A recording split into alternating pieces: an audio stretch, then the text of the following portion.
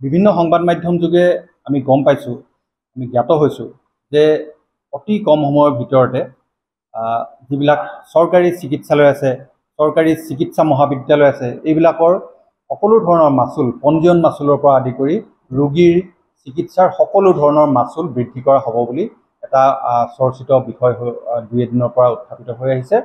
আৰু এই বিষয়টো লৈ আমি কিছু কথা উত্থাপন কৰিব বিচাৰিছোঁ।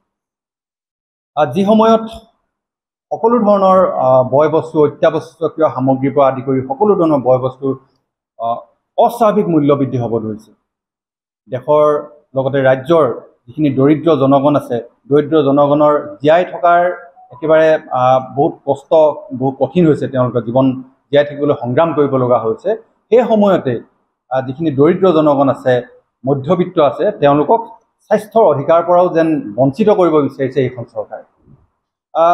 আমি প্ৰায় দেখা পাওঁ যে যিবিলাক চৰকাৰী চিকিৎসালয় আছে, চিকিৎসা মহাবিদ্যালয় আছে, এইবিলাকৰ সেৱা আচলতে কোনে গ্ৰহণ কৰে? এইবিলাকৰ যি দীঘলীয়া শাৰী থাকে, এই শাৰীবিলাকত কিন্তু আমি দেখা পাওঁ যিখিনি সৰ্বসাধাৰণ ৰাইজ, দৰিদ্ৰ ৰাইজ, মধ্যবিত্ত, তেওঁলোককহে দেখা পাওঁ। যাৰ পকেটত ধন থাকে, যাৰ ধন আছে, তেওঁলোকে কিন্তু এই চৰকাৰী চিকিৎসালয়লৈ আহি তেওঁলোকৰ সেৱা ল'ব নাযায়। তেওঁলোকে ব্যক্তিগত নাৰ্ছিং হোমত গৈ, ব্যক্তিগত চিকিৎসালয়ত গৈ তেওঁলোকে এই সেৱা গ্ৰহণ কৰে। আনহাতে যিসকল দেশৰ ৰাজ্যৰ দৰিদ্ৰ জনগণ আছে, তেখেতসকলে এই সেৱা গ্ৰহণ কৰে আৰু এই সুবিধাখিনি তেওঁলোকে ল'ব বিচাৰে।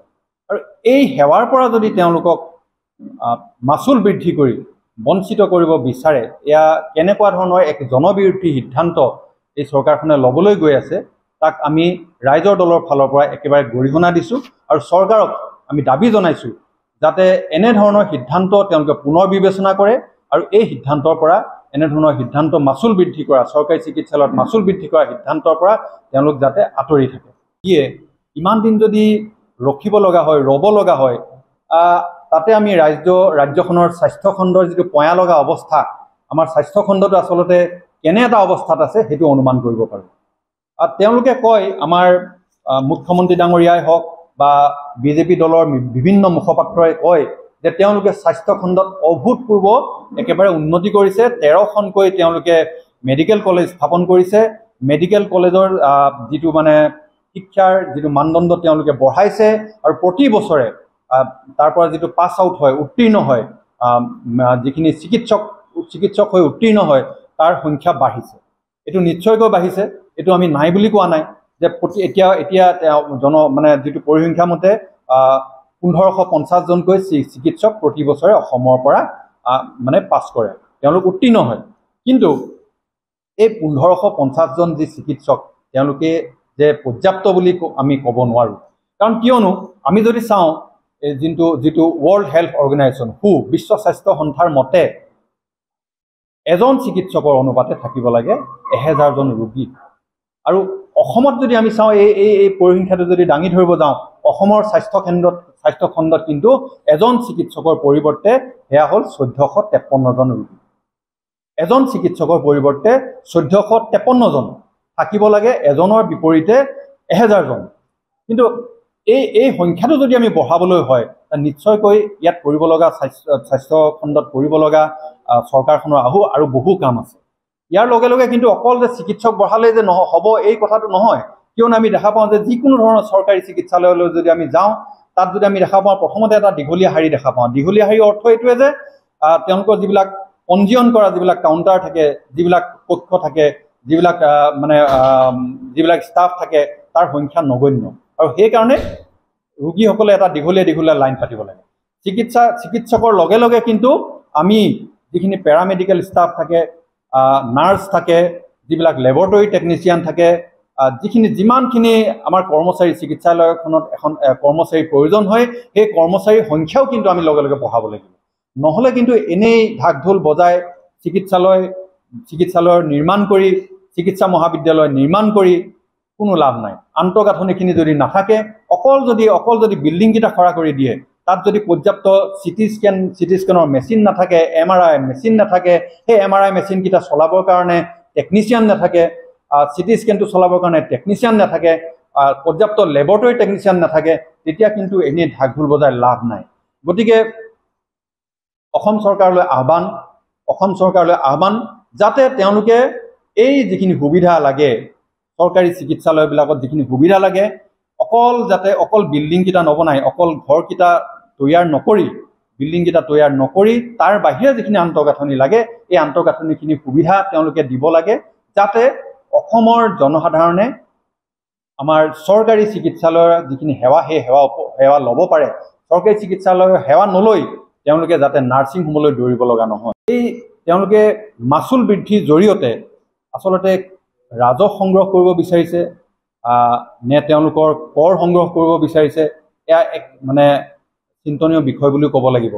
কিয়নো চৰকাৰখনে বাজেটত চিকিৎসাৰ কাৰণে যিখিনি ধন ব্যয় কৰে, অসম চৰকাৰে হওক বা ভাৰত চৰকাৰে হওক, বাজেটত তেওঁলোকৰ কেন্দ্ৰীয় বাজেট হওক বা আমাৰ অসমৰ বাজেট হওক, যি ধন ব্যয় কৰে সেয়া একেবাৰে কম বুলি ক'ব লাগিব। বাজেটৰ মুঠ আমি যদি চাওঁ এইবাৰ অসম চৰকাৰৰ বাজেটৰ তাত মাত্ৰ 2.76% ধন মুঠ বাজেটৰ চিকিৎসা খণ্ডত ব্যয় কৰিছে। 100%ৰ ভিতৰত যদি মাত্ৰ 2.76% ধন চিকিৎসা খণ্ডত ব্যয় কৰে, তেনেহ'লে নিশ্চয়কৈ এই প্ৰভাৱ এটা চিকিৎসা খণ্ডত পৰিবই। গতিকে এখন কল্যাণকামী ৰাষ্ট্ৰ হিচাপে, এখন কল্যাণকামী চৰকাৰ হিচাপে যদি তেওঁলোকে কয় কল্যাণকামী চৰকাৰ বুলি, তেওঁলোকে এই চিকিৎসা খণ্ডৰ যিটো ব্যয় সেই ব্যয়টো তেওঁলোকে বঢ়াব লাগে। বাজেটত এই ব্যয়টো তেওঁলোকে বঢ়াব লাগে। আমি দেখা পাওঁ যে যিবিলাক উন্নত দেশ আছে, আমেৰিকা যুক্তৰাষ্ট্ৰকে আদি কৰি কানাডা, এই উন্নত দেশবিলাকত কিন্তু GDPৰ এটা মানে বৃহৎ এটা অংশ কিন্তু চিকিৎসা খণ্ডতে ব্যয় কৰা হয়। তাৰ অনুপাতে কিন্তু আমাৰ ভাৰতৰ দেশত এয়া একেবাৰে নগণ্য বুলি ক'ব লাগিব। চৰকাৰে আচলতে জনকল্যাণকামী এখন চৰকাৰৰ এইটো দায়িত্ব আৰু কৰ্তব্য থাকে দেশৰ জনগণৰ স্বাস্থ্যৰ প্ৰতি তেওঁলোকে স্বাস্থ্যৰ প্ৰতি সজাগ হোৱা, শিক্ষাৰ প্ৰতি সজাগ হোৱা, দেশৰ নাগৰিকক সুস্বাস্থ্যৱান কৰি ৰখা আৰু সুশিক্ষিত কৰি ৰখা। গতিকে দেশৰ এখন জনকল্যাণকামী দেশৰ চৰকাৰৰ এইটো কৰ্তব্য হোৱা উচিত যাতে শিক্ষা আৰু স্বাস্থ্য যি অধিকাৰ সেই অধিকাৰ যাতে দেশৰ জনগণে লাভ কৰে, সকলো প্ৰকাৰৰ জনগণে। মই কোৱা নাই যে যিসকলে নাৰ্ছিং হোমলৈ যায় তেওঁলোক চৰকাৰী চিকিৎসালয় আহিব নালাগে বুলি মই কোৱা নাই।